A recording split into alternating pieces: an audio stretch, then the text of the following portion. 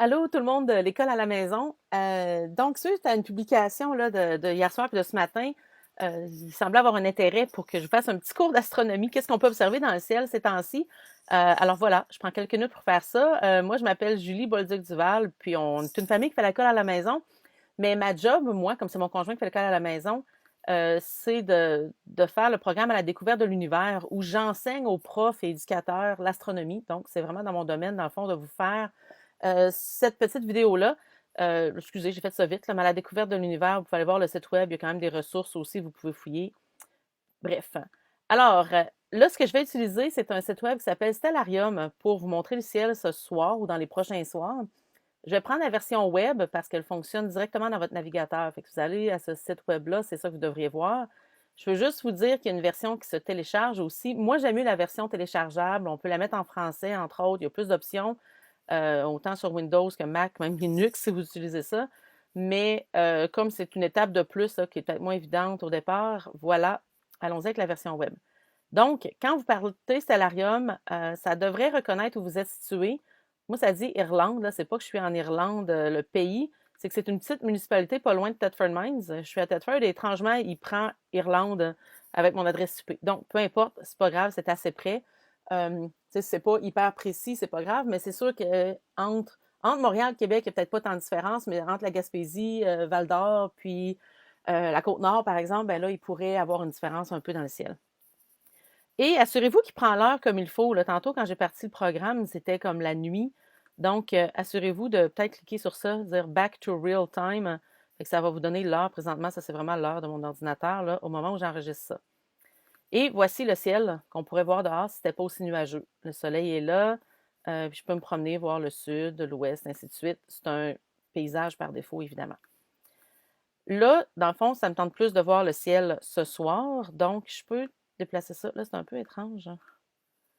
Je sais pas pourquoi il ne me fait pas continuer. Bon, je vais revenir au 21 ce soir. Le soleil va se coucher vers 17h35 ici, mais là, je veux aller dans la noirceur. Alors voilà, là, je suis rendue à 18h37. Il fait noir et voici le ciel qu'on pourrait voir si c'était dégagé. Donc, si ce n'est pas ce soir que vous observez, sachez que dans les prochains jours, ça va se ressembler, à part la Lune qui va être à un endroit différent. Donc, je vous montre ça rapidement. Ce soir, on a un quartier de lune ici. Puis là, dans le salarium, on peut zoomer, justement. Donc, vous voyez, un petit croissant encore, c'est pas peut-être le quartier. Voilà, ça fait quand même quelques jours que je n'ai pas observé la lune parce qu'on a de la pluie. Euh, et elle n'est pas très loin de Jupiter ce soir. Donc, il y a trois planètes que vous pouvez voir facilement. Les planètes à l'œil nu, ça ressemble à des étoiles. Certaines sont assez brillantes qu'elles sautent aux yeux. D'autres sont plutôt ordinaires. Ce qu'il faut un petit truc aussi des fois, c'est que les planètes, c'est comme si leur luminosité est plus stable. Elles ne scintillent pas autant que les étoiles. Ça, c'est juste un phénomène là, dû à notre atmosphère, le fait que les étoiles scintillent, mais ça, les planètes, des fois, c'est comme un point lumineux plus stable là, dans le ciel. Donc, une planète qui est très évidente à l'œil, c'est Jupiter. Elle est très brillante, puis ce soir, elle n'est pas loin de la Lune.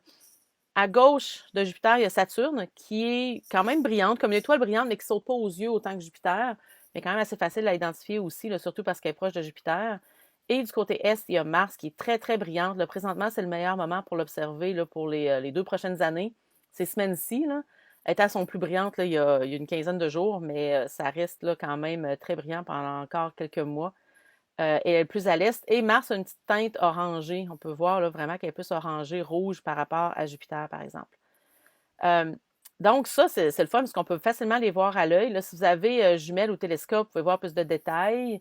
On peut voir le disque Jupiter, par exemple. On pourrait peut-être voir ces 4 lunes principales avec des jumelles, puis des petits télescopes, même si ce n'est pas un télescope adapté pour l'astronomie. Là, moi, la première fois que j'ai vu les lunes de Jupiter, c'était avec comme une longue vue pour observer les oiseaux quand j'étais adolescente. Donc, ça se fait aussi. Euh, donc, justement, vous pouvez facilement les observer ce soir. Là, juste pour vous dire, mais là, je dis ce soir ou dans les prochains soirs. Regardez les prochains soirs, qu'est-ce qui va changer. Si je viens ici, dans le fond, puis que je change, je m'en vais au 22 octobre. Regardez la Lune qui va être rendue entre Jupiter et Saturne.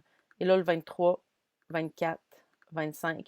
Et regardez, non seulement elle se déplace, mais elle grossit. Donc, aujourd'hui, c'était comme plus un croissant, là, proche du quartier. Dans quelques jours, oups, ça va être passer le quartier, ensuite une lune gibbeuse, hein, qu'on dit quand elle est entre quartier et pleine. Et excusez, je me replace. Et là, ça, je vais continuer 25, 26, 27, 28. Entre 28, 29, elle va être proche de Mars. Elle va être pleine, là, comme le 31 au matin. Dans le fond, le soir du 30, le soir du 31, elle va paraître pas mal pleine. Alors voilà, pour la Lune aussi. Donc, mais vous regardez les planètes, là, elles restent pas mal à la même place. Là. Ça se déplace un petit peu de jour en jour, là, mais pas à l'œil. Là, vous pouvez les observer encore pendant quelques semaines. Ça, c'est observé là, vers 18h40. Ben, ça, c'est ce soir. Euh, Regardez là, si j'avance.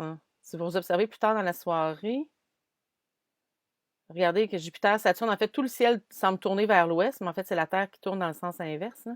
Alors là, ils vont venir se coucher vers vers le sud-ouest. Hein. L'ouest est ici. Euh, donc, si on regarde vers, en fond, 22 heures, ben là, Jupiter et Saturne sont très près de l'horizon, alors que Mars est rendu beaucoup plus haut dans le ciel vers le sud.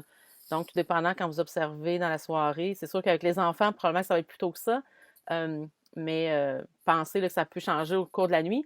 Puis, si vous vous levez très tôt, je vais venir vers l'est avant de changer l'heure encore. Si j'amène très tôt,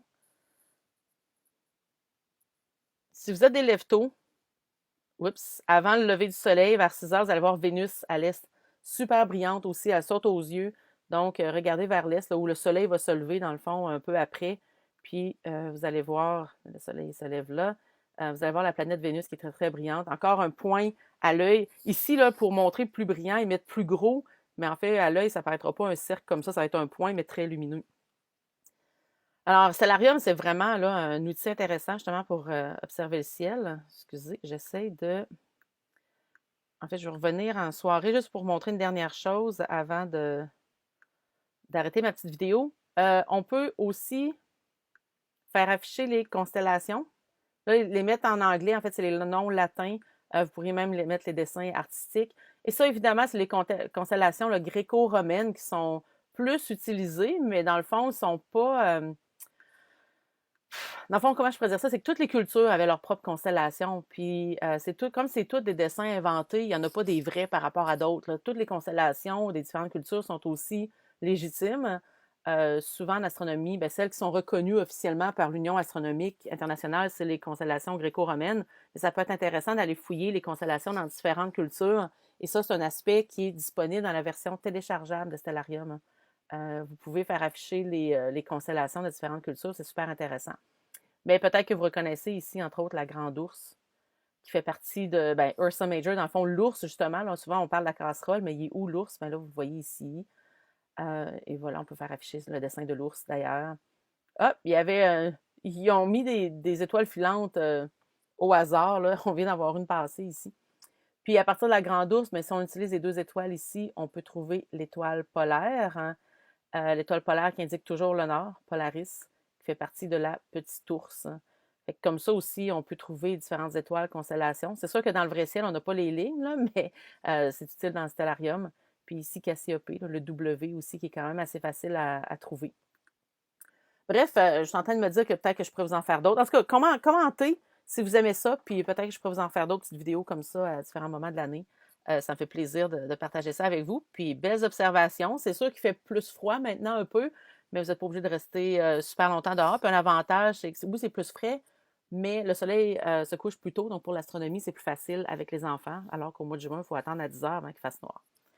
Alors, voilà, ça me fait plaisir. Bye bye.